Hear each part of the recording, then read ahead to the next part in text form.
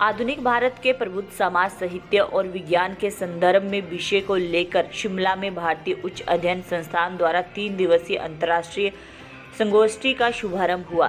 3 दिन तक चलने वाली इस गोष्ठी में भारतीय भाषा, परंपरा और विज्ञान विषय को लेकर गहन चर्चा होगी।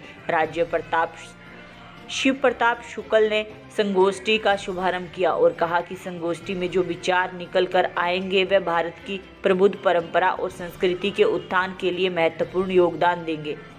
शिव प्रताप शुक्ल ने कहा कि पूर्व में भारत के असली इतिहास को छुपाया गया है और गलत इतिहास लोगों के सामने पेश किया गया। वर्तमान में देश को एक सशक्त नेतृत्व मिला है। नई शिक्षा नीति देश के सही इतिहास, संस्कृति और परंपरा को उक्कृत करने का काम कर रही है। दुनिया के कई देश आज भारत की तरफ देख रहे हैं और कई मसलों पर भारत का हस्तक्षेप चाहते हैं ताकि समाधान निकले। ऐसे में 3 दिवसीय अंतर्राष्ट्रीय संगोष्ठी में जो उदाहरण आएंगे उन्हें सरकार भी नीति निर्धारण में समायोजित करने का प्रयास करेगी। 3 दिन तक चलने वाली इस संगोष्ठी में भारत के अलावा जर्मनी, ब्रिटेन, अमेरिका के 34 विद्वान हिस्सा ले रहे हैं।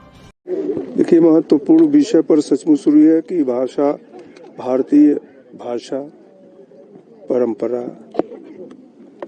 और विज्ञान, तो 3 दिन की गोष्ठी है। इसमें निश्चित रूप से अपने अपने विचार रख करके लोग ये करेंगे, लेकिन आज इसकी आवश्यकता अत्यंत है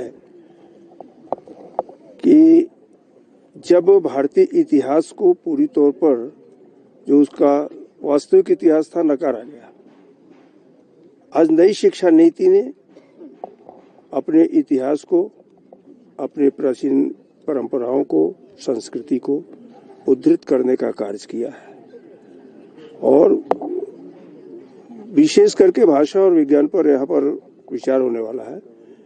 मैं इसके लिए शुभकामना भी देता हूँ और सही अर्थों में स्थिति ये आई है कि जब देश को सक्षम नेतृत्व मिला है तो सक्षम नेतृत्व के आधार पर ही आज भारत की वो महत्ता भी बढ़ रही है और भारत जगह जगह ये बात आ रही है, जगह जगह के शासक भी इस बात को कह रहे हैं कि किसी भी बात को कि अगर भारत इसमें हस्तक्षेप करेगा तो शायद विश्व की समस्याएं धीरे धीरे सॉल्व होंगी, पूरी होगी।